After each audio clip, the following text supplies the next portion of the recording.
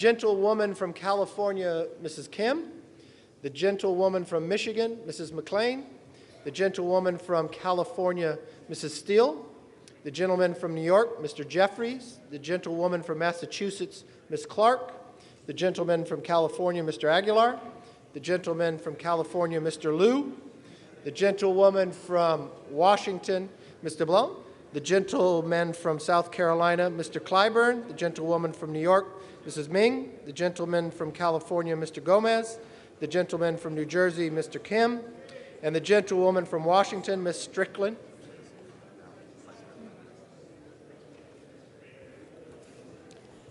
The President of the Senate, at the direction of that body, appoints the following senators as members of the Committee on the part of the United States Senate to escort His Excellency Yoon Suk Yeol, President of the Republic of Korea, into the House chamber. The Senator from Illinois, Mr. Durbin. The Senator from Minnesota, Ms. Klobuchar. The Senator from Wisconsin, Ms. Baldwin. The Senator from Washington, Mrs. Murray. The Senator from New Jersey, Mr. Menendez. The Senator from Kentucky, Mr. McConnell. The Senator from South Dakota, Mr. Thune. The Senator from West Virginia, Mrs. Capito. The Senator from Iowa, Ms. Ernst. The Senator from Montana, Mr. Daines. The Senator from Idaho, Mr. Risch. The members of the Escort Committee will exit the chamber through the lobby doors.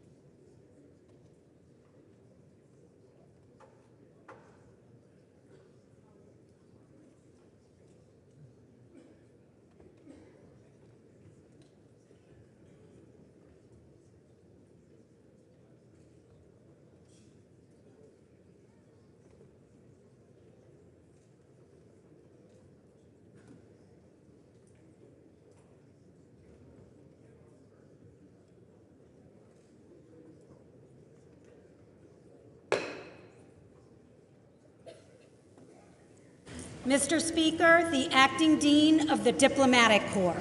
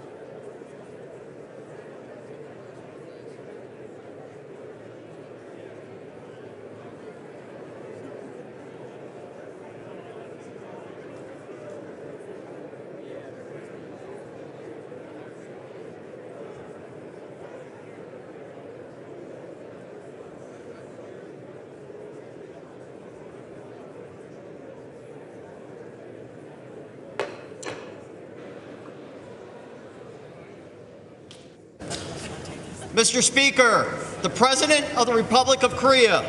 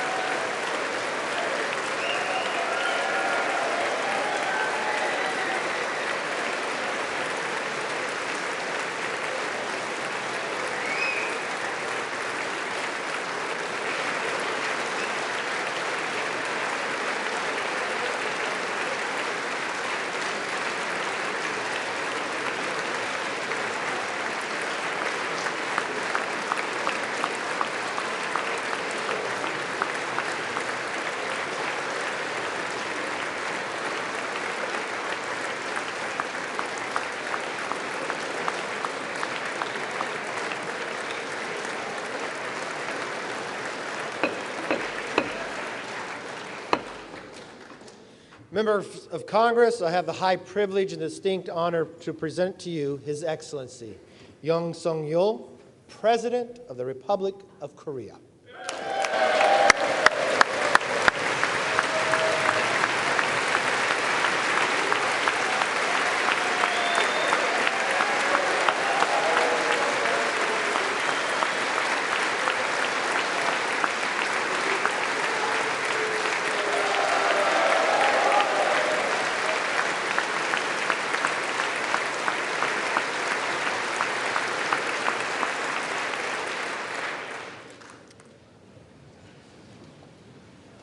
Mr. Speaker, Madam Vice President, honorable members of the United States Congress, distinguished guests, ladies and gentlemen, dear citizens of America, a new nation conceived in liberty and dedicated to the proposition that all men are created equal.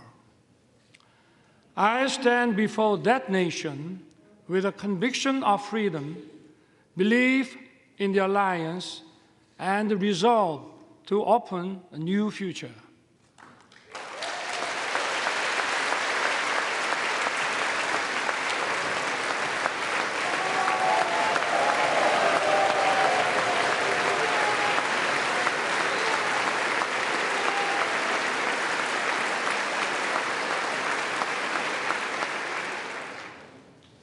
For 234 years, a Congress has been the symbol of freedom and democracy. This chamber embodies the spirit of Constitution. I'm honored to address the members of Congress and the people of the United States. Thank you, both Democrats and Republicans, for passing the resolution marking the 17th anniversary of the Alliance. Your support has dignified my visit. I know that no matter where you sit, you stand with Korea.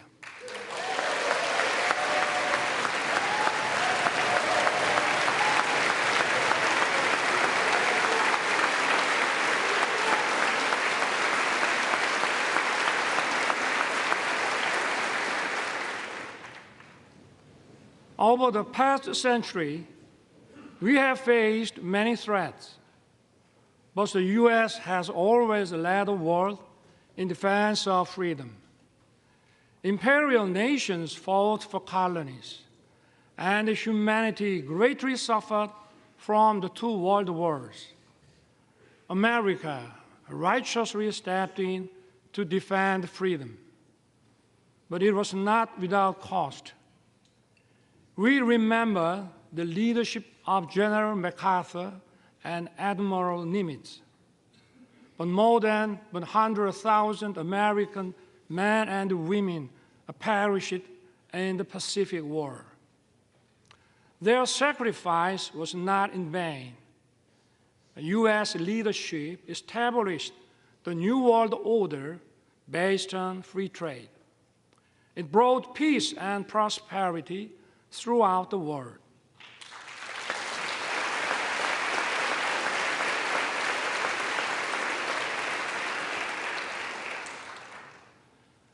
But prosperity was limited to free market economies where communist totalitarian nations did not participate.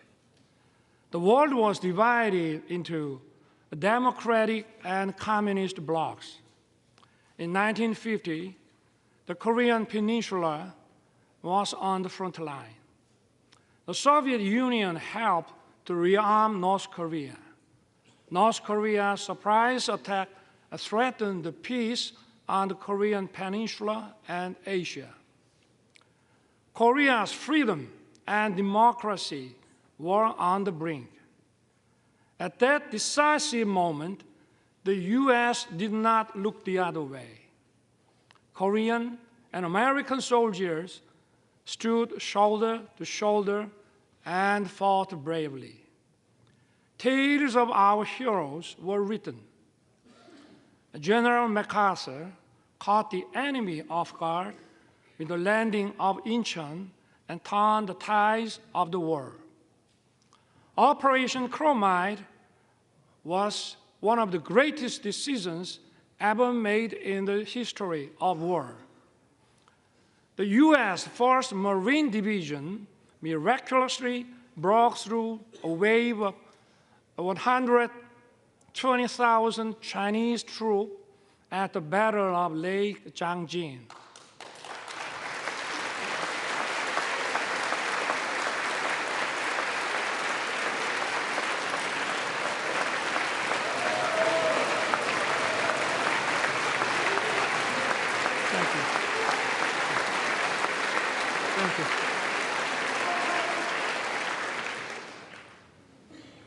Sons and daughters of America sacrificed their lives to defend a country they never knew and the people they never met.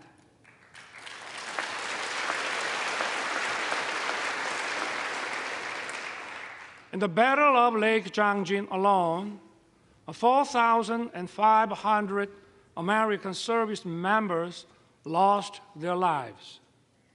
Over the course of the war, almost 37,000 U.S. soldiers fell. The late Colonel William Weber fought in the battle for Hill 3 to 4 in Wonju. He lost his right arm and leg. Yet, this American hero dedicated his life to honoring the noble sacrifice made by the Korean War veterans. Today, we are honored to have his granddaughter, Ms. Jane Weber, with us. Ms. Weber, would you stand up, please?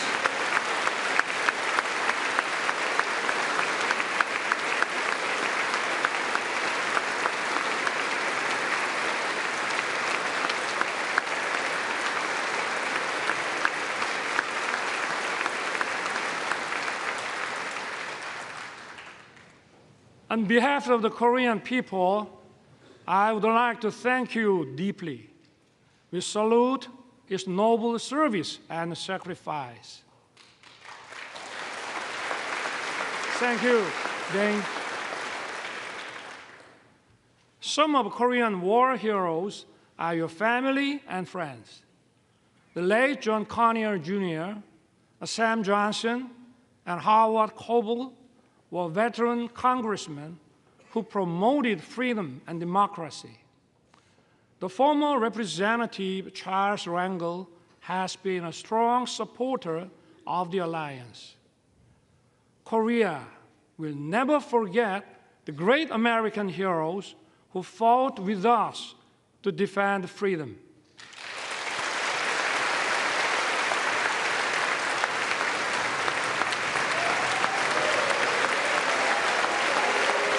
Thank you. Thank you.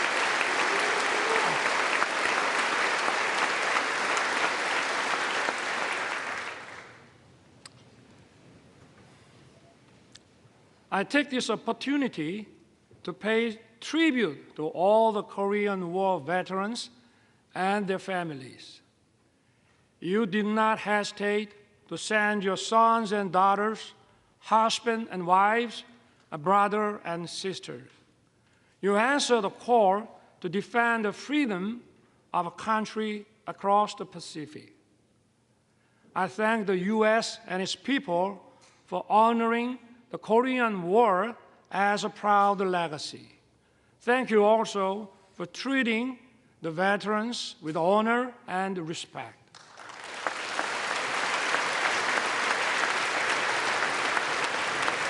Thank you.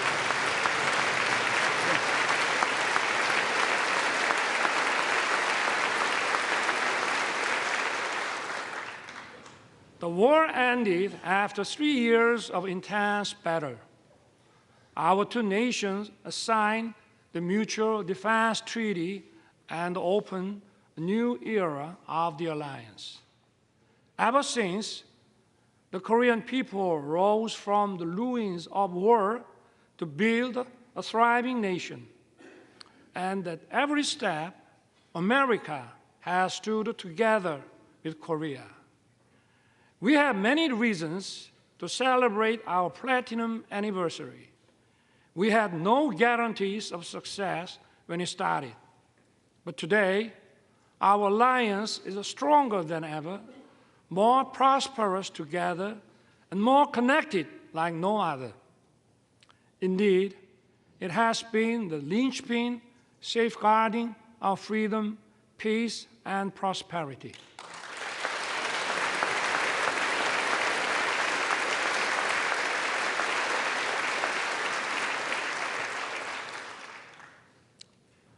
Once a recipient of aid, Korea is the only nation in modern history to become a donor.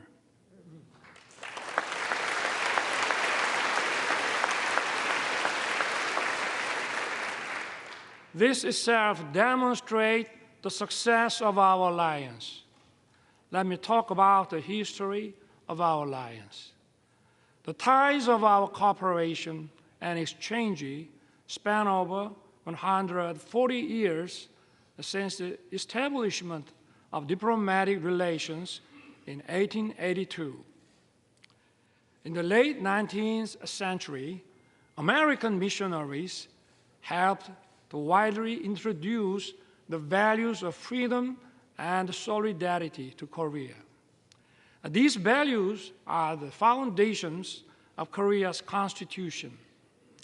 They have made a huge impact on our independence movement and the foundations of Korea. Horace Underwood, Hallie Appenzeller, Mary Scranton, and Rosetta Hall are some of the missionaries who set foot in Korea at the end of the 19th century. They built schools and hospitals. They promoted education of women. Their efforts laid the foundations for many Korean women to advance into society as educators, journalists, and doctors. In the early 1960s, the Kennedy administration recommended Professor Lowstow's model for economic growth. President Park Chung-hee wisely embraced the idea and pushed economic development forward. It laid the foundation for Korea to become an industrialized country. Known as a miracle on the Han River, Korea's economic growth rate was unrivaled. Korea was one of the least developed countries after the war. Its annual income was just $67 per capita. Now, its economy ranks 10th in the world.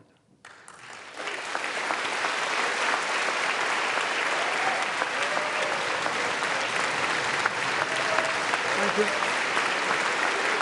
Thank you.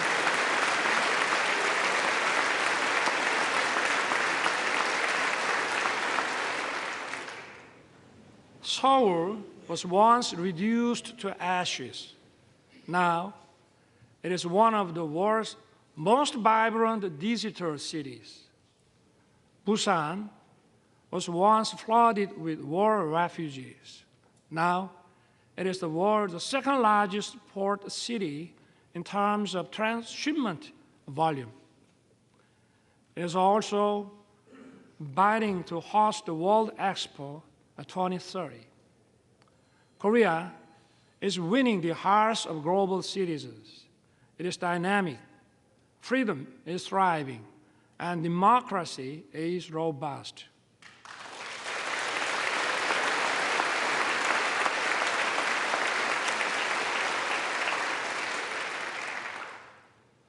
Korea and the US have joined forces to safeguard freedom and democracy throughout the world. Since World War II, Korea dispatched its warriors of freedom. We fought side by side with the US in Afghanistan, Iraq, and others.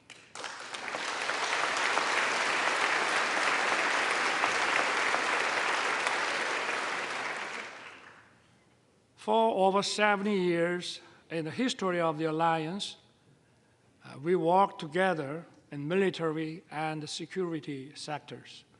We also expanded our cooperation in the economic field. Our relationship has evolved from one of unilateral assistance to a partnership that is mutually beneficial. The Chorus FTA was approved with the full support of the US Congress in 2011. Since then, our bilateral trade has increased by 68%. Korea's companies' investment in America has tripled. US companies' investment in Korea has nearly doubled. Korean companies are contributing to vitalize the US economy. They are producing EV batteries, semiconductors, cars, and other products here in America. And more importantly, they are creating decent, well-paying jobs.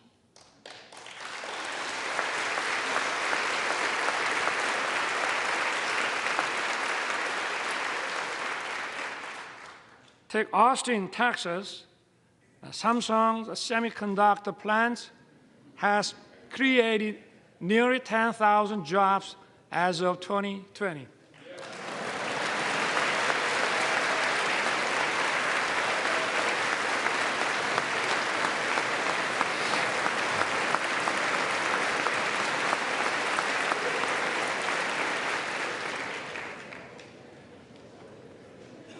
Take Bryan County, Georgia.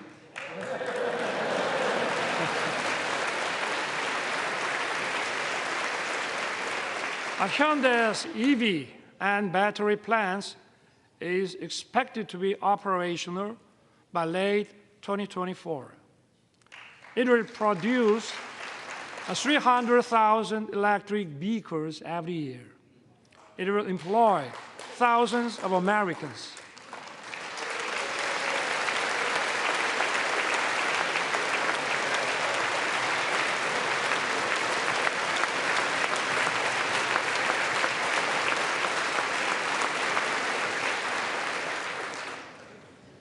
And take Bay City in Michigan. It is a home to SK Siltron CSS, where President Biden visited. It is an example of Korean and American companies merging to achieve even greater growth.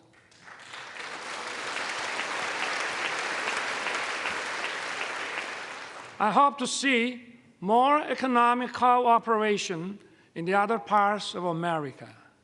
In this regard, I count on your keen interest and support. My friends, years of active cultural and people-to-people exchange have deepened our friendship. This year also marks the 120th anniversary of Korean immigration to the U.S. Early Korean immigrants arrived as workers on the sugarcane plantation in Hawaii. Since then, Korean Americans have made their way into many parts of the American society. They have played an important role of fostering close friendship and writing the history of our alliance.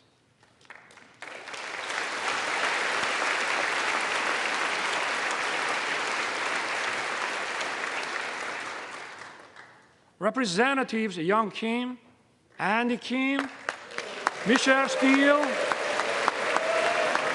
and Marilyn Strickland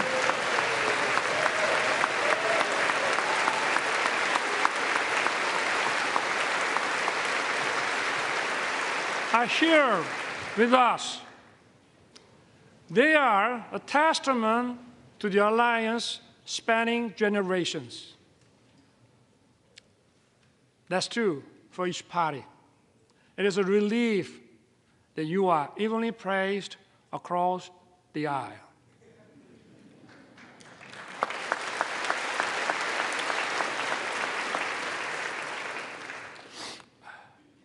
Even more, culture is helping to further deepen our understanding and friendship. Nationality and language differences are no longer barriers. Korean movies, A Parasite and Minari, have won Oscars. Hallyu film, Top Gun, and The Avengers are loved by Koreans.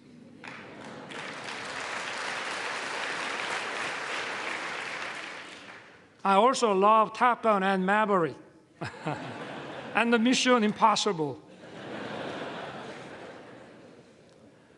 And even if you didn't know my name, you may know BTS and Blackpink.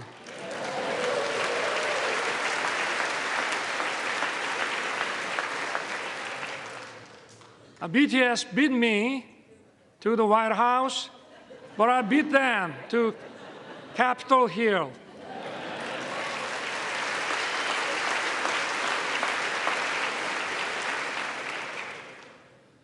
Korean and American singers reaching high places in each other's music charts is no longer a surprise. The US create global platforms like Netflix, Korea has produced a popular series such as Squid Game.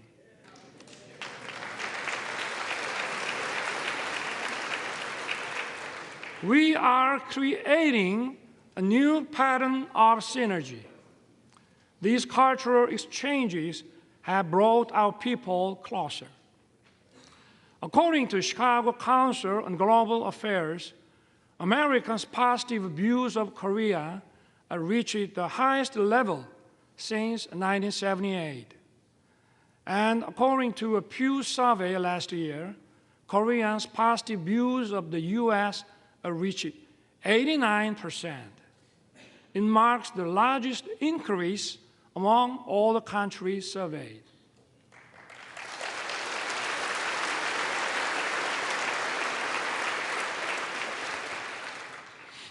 Korea and the U.S. agreed to set up an assistance program for our students. It will help them to study and find jobs actively in each other's country.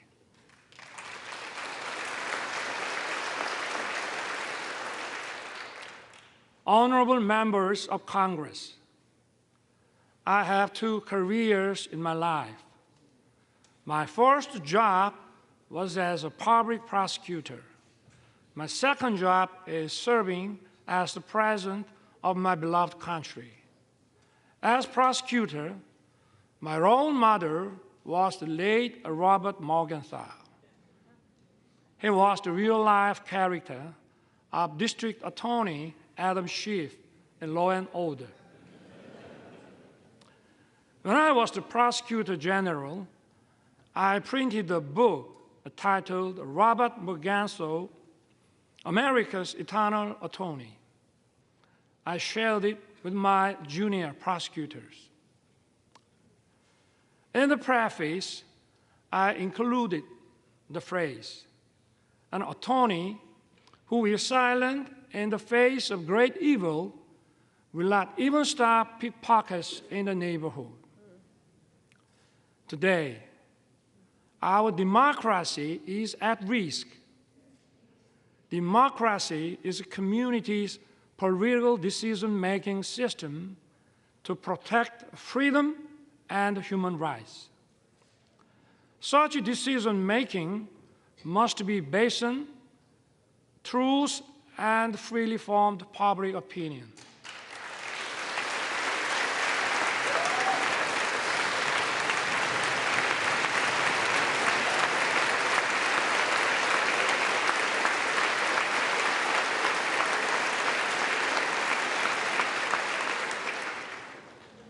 But today, in many parts of the world, false propaganda and disinformation are distorting the truth and the public opinion.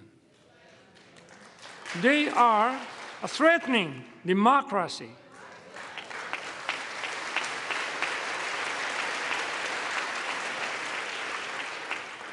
The rule of law allows the freedoms of everyone to coexist. It is upheld by parliamentary democracy.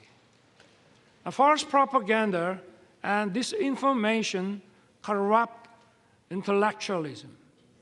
They threaten democracy and the rule of law.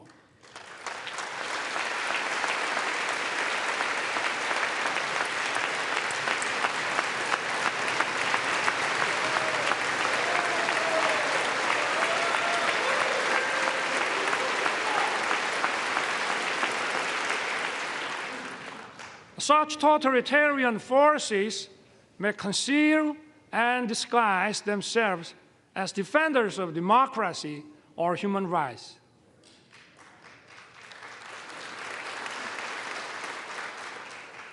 But in reality, they deny freedom and democracy.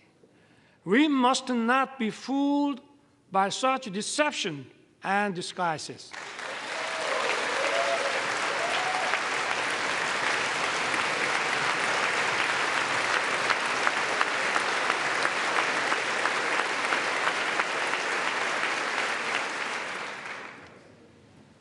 We have for so long protected democracy and the rule of law with our blood and sweat. We must work together and fight the forces of falsehood and deception that seek to destroy democracy and the rule of law.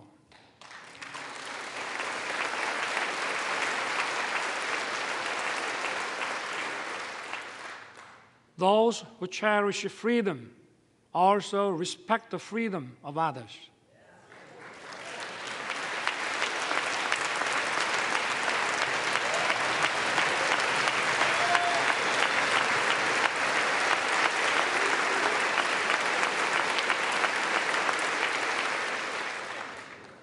Thus, freedom brings peace. Peace, in turn, safeguards freedom. Freedom and peace are sources of creativity and innovation. They bring prosperity and abundance.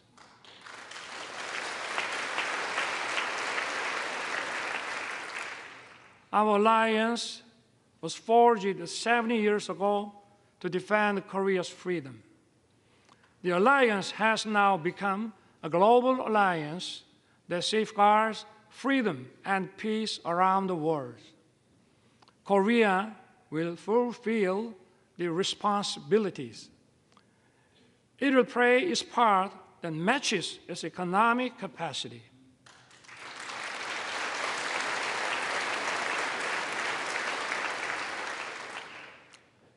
In his 1961 inauguration address, President John F. Kennedy said, "My fellow citizens of the world, ask not what America will do for you, but what together we can do for the freedom of man." Korea will stand in solidarity with the international community. We will do what it can for the freedom of humanity.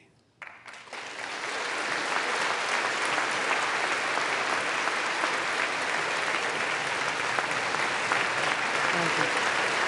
Thank you. Thank you. Thank you.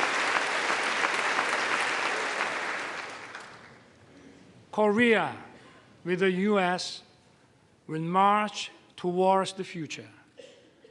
As I took office last year, I pledged to rebuild Korea, a nation belonging to the people, rooted in freedom, democracy, and market economy, a nation that the people can be truly proud of as it fulfills its role as a responsible member of the international community. Together with the U.S., Korea will play the role as a compass for freedom. It will safeguard and broaden the freedom of citizens of the world.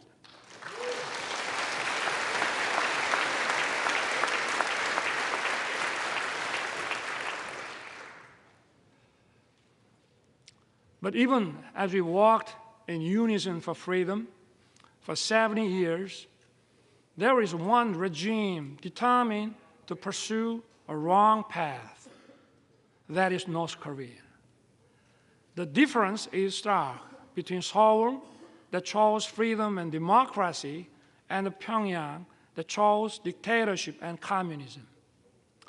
North Korea has abandoned freedom and prosperity and dismissed peace. North Korea's nuclear program and missile provocations pose a serious threat to the peace on the Korean peninsula and beyond. To deter its reckless behavior, the alliance must stand united with determination. As President Reagan once said, "There is a price we will not pay. There is a point beyond which they must not advance." We must make his words clear to North Korea.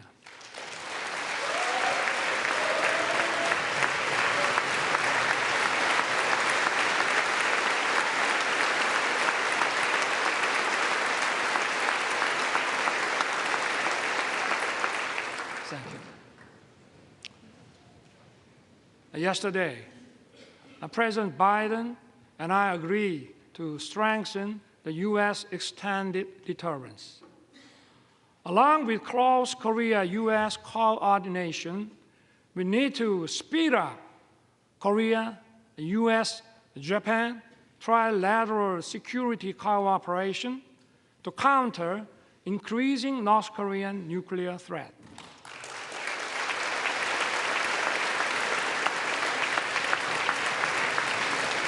Thank you. Thank you.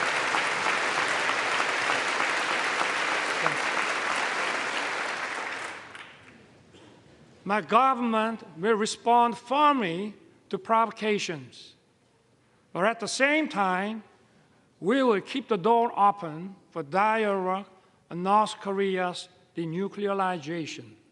Last year, I proposed the audacious initiative.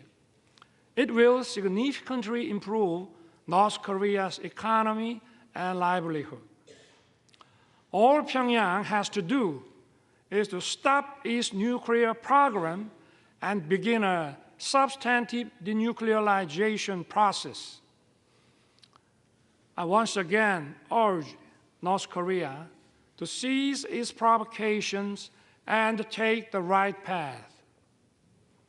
Korea, with the U.S., will continue to work for North Korea's denuclearization.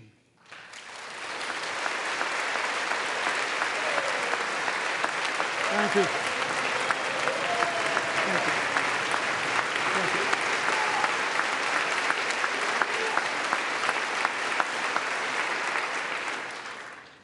North Korea's obsession with nuclear weapons and missiles is throwing its population into a severe economic crisis and human rights abuses.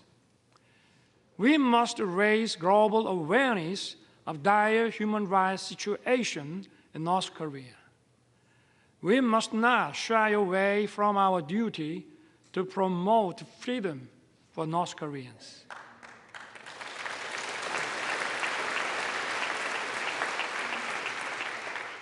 Last month, my government published a report on North Korean human rights. We released it to the public for the first time. The report documents a wide range of abuses in North Korea. It is based on testimonies of 508 North Korean defectors collected over the past 5 years. It records many cases of serious violations of international norms, such as the Universal Declaration of Human Rights and other human rights agreements. Unspeakable and horrendous incidents took place. Men and women being shot and killed for violating COVID-19 prevention measures. Some being publicly executed for watching and sharing South Korean shows. And people being shot in public for possessing the Bible and having faith. We need to raise awareness. We must inform the world of the gravity of North Korea's human rights violations. I ask for your help in improving North Korea's grim condition.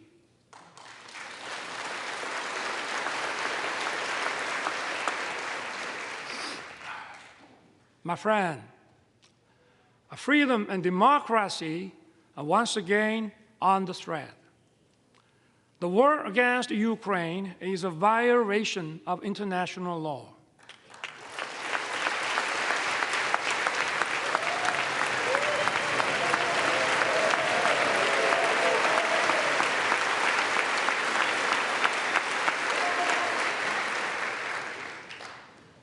It is an attempt to unilaterally change the status quo with force.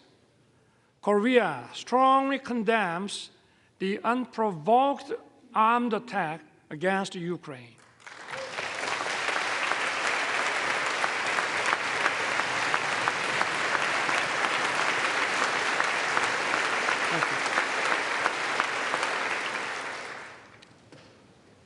When North Korea invaded us in 1950, democracies came running to help us. And we fought together and kept our freedom. The rest is history. Korea's experience shows us just how important it is for democracies to uphold solidarity. Korea will stand in solidarity with the free world. We will actively work to safeguard the freedom of the people of Ukraine and support their efforts in reconstruction.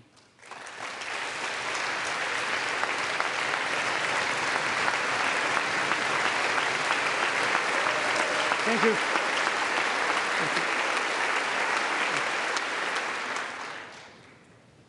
Honorable members of Congress, so far, 6 Korean presidents spoke at this important chamber.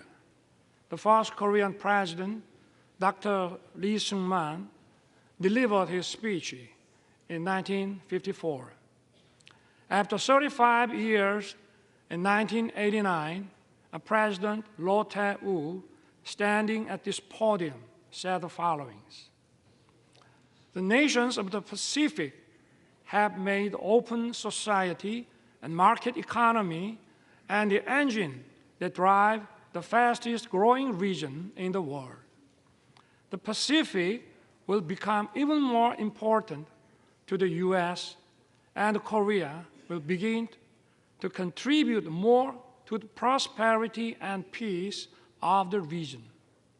I look forward to the day when some future Korean president may be invited to address this distinguished assembly and describe the vision I spoke of today as an achievement fulfilled, not as tomorrow's hope."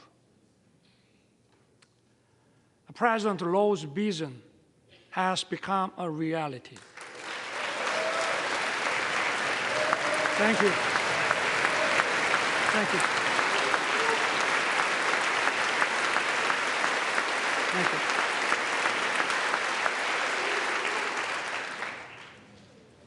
We are currently living in the Indo-Pacific era.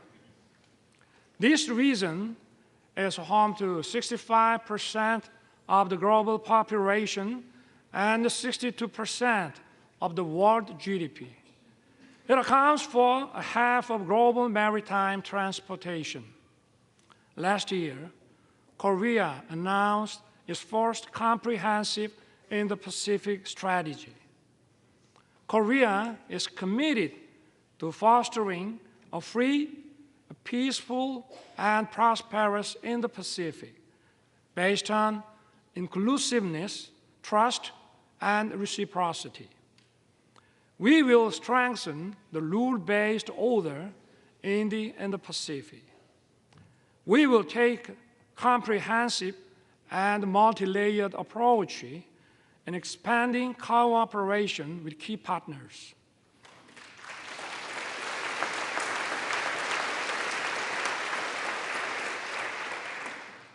This also means that the stage for the alliance is expanding. Korea used to receive assistance from U.S. aid. It is now sharing its experience with developing countries in partnership with the U.S. Korea has greatly increased its ODA budget. It is providing tailored programs in tune with the needs of its partners. Yesterday, President Biden and I adopted a joint statement. It presents a vision of the alliance in action towards the future. Together, our two countries will broaden our alliance.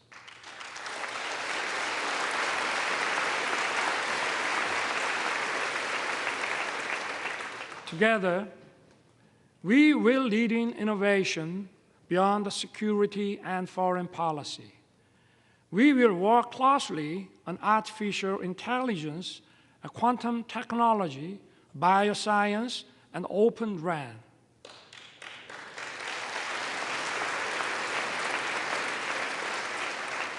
Our partnership in the cutting-edge semiconductor industry will contribute to establishing stable and resilient supply chains. It will also address economic uncertainties. Together, we will open another new successful chapter. We will explore new frontiers in outer space and cyberspace.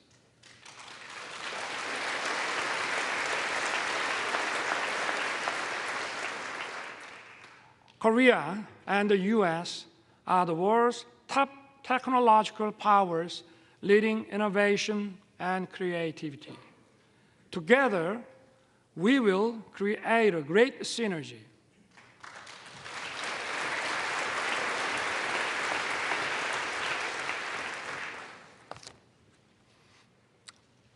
Mr. Speaker, Madam Vice President, and honorable members of Congress, our alliance is an alliance of universal values.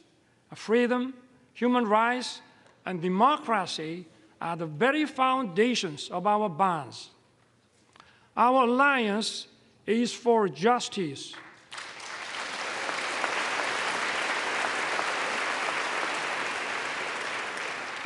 Our alliance is for peace.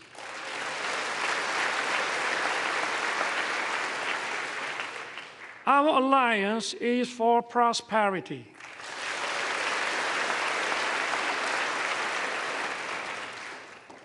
Together, our alliance will continue to move towards the future. We will build the world of tomorrow that opens endless opportunities for our future generations.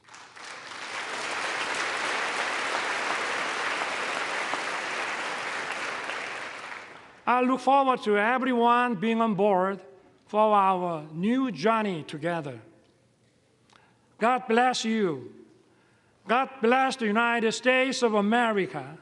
And may God bless our great alliance. Thank you.